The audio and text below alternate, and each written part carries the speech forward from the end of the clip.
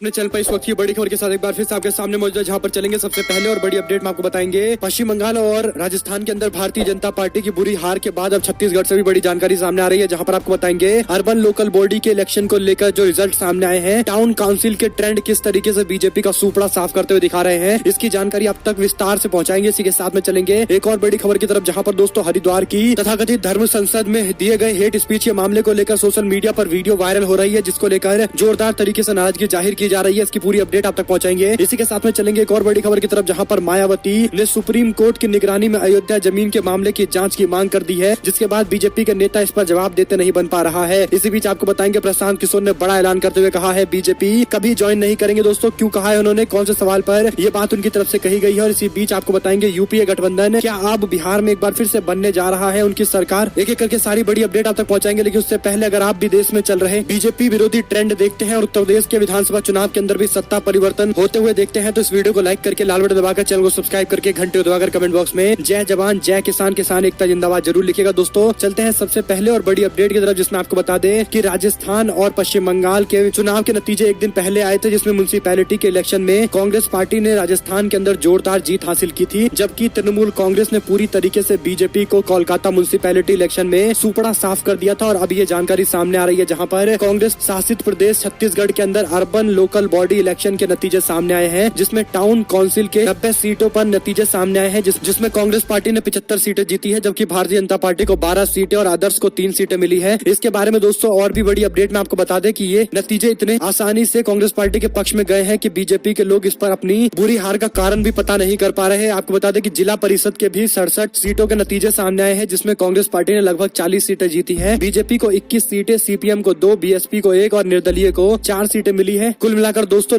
जोरदार तरीके से छत्तीसगढ़ के अंदर कांग्रेस पार्टी ने बड़ी जीत हासिल की है, जो अपने आप में राज्य के अंदर कांग्रेस पार्टी की मजबूत स्थिति को दिखाता है। कहीं न कहीं भारतीय जनता पार्टी के लिए किस तरीके से छत्तीसगढ़ पूरी तरीके से हाथ से निकलता हुआ दिखाई दे रहा है, इसकी खुले तौर पर जानकारी दे रहा है। इस पर आप लोग की क्या कुछ राय है, कमेंट बॉक्स में अपनी राय लिखेगा। चलते हैं एक और बड़ी अपडेट की तरफ, जिसमें आपको बता दें कि हरिद्वार की धर्म संसद के हेट स्पीच के वायरल वीडियो के साथ ही लोगों ने अपनी नाराजगी जाहिर करनी शुरू कर दी है। धर्म संसद के प्रवक्ताओं की तरफ से कथित तौर पर मुस्लिमों के खिलाफ हिंसा की पैरवी और हिंदू राष्ट्र के संघर्ष का आह्वान किया गया है। पूर्व सैनिक प्रमुखों, कार्यकर्ताओं और अन्य लोगों के विवादित बयानों को लेकर शब्दों में निंदा की जा रही है और कड़ी कार्रवाई की मांग की जा रही है। उत्तराखंड के हरिद्वार में एक धर्म संसद में वक्ताओं के कड़वे बोल को लेकर नाराजगी जाहिर की गई है। इस तथाकथित धर्म संसद में वक्ताओं के कड़वे बोल को लेकर नाराजगी जाहिर की गई है, और ऐसे में दोस्तों मुस्लिमों के साथ साथ अल्पसंख्यकों को लेकर कथित तौर पर विवादित टिप्पणी की गई है। पूर्व सैनिक प्रमुख, कार्यकर्ताओं और अन्य लोगों के विवादित बयानों ने अब इस पूरे मामले में तूल पकड़ लिया है। आरटीआई कार्यकर्ता साकेत गोखले ने इस मामले को लेकर अब एसएचओ के खिलाफ कंप्लेन कराया है और जबलपुर पीएस में मामला दर्ज कराया गया है। हरिद्वार हेट स्पीच असेंबली को लेकर इस तरीके से विरोध अब शुरू हो चुका है। एफआईआर दर्ज करने की मांग और उन सभी लोगों की गिरफ्तारी की मांग कर रहे हैं जो लोग खुले मंच से इस तरीके से विवादित बयान दे रहे थे। एक और अपडेट की माने तो मायावती ने कहा कि सुप्रीम कोर्ट की निगरानी में अयोध्या के जमीन घोटाले की जांच होनी चाहिए। दरअसल दोस्तों सुप्रीम कोर्ट के राम जन्मभूमि के मामले को लेकर जो फैसला सामने आया था, उसके बाद बड़े बड़े अधिकारियों और नौकरशाहों ने अपनी जमीनें अयोध्या के आसपास में खरीदी, जहां पर मंदिर बनने के बाद अब बड़े बड़े होटल्स बनेंगे और रेवेन्यू का एक मॉडल तैयार होगा, जिसको लेकर जब ये खुलासा सामने आया है, इस पर प्रियंका गांधी की तरफ से भी प्रेस कॉन्फ्रेंस करते हुए कहा गया कि बहती गंगा में इन लोगों ने हाथ धोया है। नेताओं ने, अधिकारियों ने अपनी प्रॉपर्टी को दुगुना, 4 गुना, 10-10 गुना कर लिया गया, और ऐसे में आम लोगों को इससे क्या मिला, इस पर भी कई सारे सवाल खड़े हुए हैं। और मायावती ने कहा है कि सुप्रीम कोर्ट की निगरानी में भूमि घोटाले की जांच जरूर होनी चाहिए। इसी के साथ में दोस्तों प्रशांत किशोर का बड़ा ऐलान, कहा भारतीय जनता पार्टी कभी ज्वाइन नहीं करूंगा। उनसे सवाल पूछा गया कि क्या आप बीजेपी में जा सकते हैं, तो उनकी तरफ से कहा गया कि आईपैक मेरी संस्थान हुआ करती थी, लेकिन अब इसको हमारे सहयोगी लोग चलाते हैं, हमारा इससे कोई लेना देना नहीं है। और इसमें उन्होंने एक बात और कही है कि भारतीय जनता पार्टी में कभी नहीं जाएंगे, और कांग्रेस पार्टी पर निशाना साधते हुए कह दिया कि कैंडल मार्च और ट्वीट करने से भारतीय जनता पार्टी को कोई शिकस्त नहीं दे सकता। ये बात पूरी तरीके से तय है, बीजेपी के बराबर आकर लड़ाई लड़नी पड़ेगी। राहुल गांधी जिस तरीके से कर रहे हैं, वैसे जनता के बीच में पकड़ बनाना बहुत मुश्किल है। इसी के साथ में एक और जानकारी की माने दोस्तों, तो क्या बिहार के अंदर नीतीश कुमार पलटी मारेंगे, क्योंकि 2 मुद्दे को लेकर बीजेपी और एनडीए गठबंधन के अंदर जोरदार बवाल देखने को मिला है। भारतीय जनता पार्टी और जेडीयू के बीच में सबसे बड़ा घमासान जातीय जनगणना के मामले को लेकर था, और बाद में जीतन राम मांझी की तरफ से ब्राह्मण समाज को लेकर दिए गए बयान पर भी दोनों पार्टियां एक दूसरे के खिलाफ खड़ी होती हुई दिखाई दी। यानी जीतन राम मांझी की पार्टी हम पार्टी और बीजेपी जेडीयू एक दूसरे के खिलाफ मोर्चा खोले हुए थी। साथ ही साथ दोस्तों बिहार को विशेष राज्य का दर्जा दिलाने की मांग भी जनता दल यूनाइटेड और तमाम पार्टियां कर रही है, लेकिन बीजेपी इसका विरोध कर रही है। तो कुल मिलाकर भारतीय जनता पार्टी के साथ समन्वय बैठना अभी बहुत मुश्किल दिखता हुआ नजर आ रहा है एनडीए गठबंधन में। और ऐसे में तेज प्रताप यादव ने जीतन राम मांझी को आकर ऑफर दिया है, कहा है कि तेजस्वी यादव के साथ मिल जाइए, सरकार बनाइए, जेडीयू बीजेपी में सब कुछ ठीक नहीं है। वही दोस्तों हरीश रावत के समर्थन में उतरे विधायक और सांसद। आपको बता दें कि अब उत्तराखंड के विधानसभा चुनाव को लेकर इंटरनेट मीडिया पर अब हरीश रावत छाए हुए हैं। हरीश रावत ने एक बयान देते हुए पार्टी के नेताओं पर सवाल खड़े किए थे और उनके नेगेटिव रोल को लेकर सवाल खड़ा करते हुए कहा था कि मेरे खिलाफ नेगेटिव रोल अदा किया जा रहा है पार्टी संगठन की तरफ से। जिसके बाद हरीश रावत सहित कांग्रेस पार्टी के बड़े बड़े नेताओं को दिल्ली राहुल गांधी ने तलब किया है, सभी से बातचीत की जाएगी। इस बीच दोस्तों इस तरह की टिप्पणी सामने आने के बाद बीजेपी नेताओं और आम आदमी पार्टी के नेताओं को मौका मिल गया। सभी लोग कांग्रेस पार्टी पर निशाना साध रहे हैं, जिस पर एक बार फिर से हरीश रावत ने कहा कि मेरा ये बयान रोजमर्रा के बयान की तरह था, इसमें कुछ नया नहीं था, लेकिन बीजेपी और आम आदमी पार्टी के नेता इसमें मिर्ची लगा कर पेश कर रहे हैं। ऐसा बिल्कुल नहीं है जो ये लोगों को बता रहे हैं। हम लोग पूरी तरीके से एकजुट है, कांग्रेस पार्टी सरकार बनाने के लिए डंके की चोट पर दावा ठोकती है। इस बीच आपको बता दें दोस्तों कि बसपा के प्रमुख मायावती ने बड़ा ऐलान करते हुए कहा है कि 403 सीटों पर हम चुनाव लड़ेंगे। सभी मंडल इंचार्ज और जिला के अध्यक्षों को तैयारी में जुट जाने के लिए कह दिया गया है। यानी अब मायावती अपने प्रचार प्रसार को और तेज करने वाली है। इसको लेकर पार्टी ने अपने सभी कार्यकर्ताओं को संकेत दे दिए हैं। आने वाले दिनों के अंदर बसपा बड़ी बड़ी रैलियां करने का दावा कर रही है। हालांकि मायावती ने कहा है कि राज्य के अंदर उनकी सरकार बनेगी। इसमें दोस्तों आप लोग कितना दावे को मजबूत समझते हैं या कमजोर समझते हैं, किस तरीके से आप इसका एनालाइज करते हैं, कमेंट बॉक्स में अपनी राय लिखकर बताइए कि बसपा आज की सिचुएशन में कौन से स्थान की पार्टी है। क्या बसपा अकेले दम पर सरकार बनाने की स्थिति में है या फिर दूसरे या तीसरे नंबर की पार्टी है। जो कुछ भी आपको लगता है कमेंट बॉक्स में अपनी राय लिखिएगा। इसी बीच आपको बता दें कि 7 साल में बीजेपी विरोधियों पर 570 से ज्यादा छापे मारे गए हैं। यूपीए गठबंधन के सरकार के टाइम में विपक्षियों के यहाँ केवल 85 रेड पड़ी हुई थी। यानी इस तरीके से एकदम इतना ज्यादा इजाफा हुआ है, जो अपने आप में बताता है कि किस तरीके से बीजेपी अपने खिलाफ जो पार्टियां हैं उनको किस तरीके से टारगेट करती है और निशाना बनाने की पूरी कोशिश में लग जाती है। एक और जानकारी की माने तो भारतीय जनता पार्टी के नेताओं को पंजाब के अंदर चुनाव प्रचार प्रसार की तैयारी के लिए कह दिया गया है। दरअसल दोस्तों ये जानकारी है कि नरेंद्र मोदी जनवरी में कई सारे प्रचार रैलियों को संबोधित करते हुए दिखाई देंगे। हालांकि इसको लेकर पार्टी की तरफ से कोई स्पष्ट जानकारी नहीं दी गई है, लेकिन सूत्रों के हवाले से ये खबर है। और इस बीच ये भी खबरें हैं कि क्या प्रधानमंत्री के आने से पहले पंजाब के किसानों की सारी बातें मान ली जाएंगी, क्योंकि लगातार किसान मांग कर रहे हैं कि 15 जनवरी तक उनके सारे समस्या का समाधान होना चाहिए, नहीं तो आगे की रणनीति पर भी फैसला लिया जाएगा। इसी बीच जयंत चौधरी और अखिलेश यादव की एक रैली होने वाली थी, लेकिन अखिलेश यादव के परिवार में कोरोना के मामले सामने आने के बाद उन्होंने फैसला लिया है कि 3 दिनों तक रैली रोड शो नहीं करेंगे, जिसके कारण वह आरएलडी और समाजवादी पार्टी की संयुक्त रैली में शामिल नहीं हो पाए। हालांकि उन्होंने पार्टी के कार्यकर्ताओं से एक साथ एकजुट होकर लोगों को यह समझाने की पूरी कोशिश की है कि सभी लोग मिलकर रैली को सफल बनाएं और आगे आने वाले दिनों के अंदर सभी को एक मजबूत विकल्प दे जनता को। अगर दोस्तों आप लोग को एक भी खबर अच्छी लगी हो तो इस वीडियो को लाइक करिएगा, लाल बटन दबाइए, चैनल को सब्सक्राइब करिए, घंटे दबाइए, हमारे साथ लगातार बने रहिए। जुड़े रहने से दोस्तों का बहुत बहुत धन्यवाद।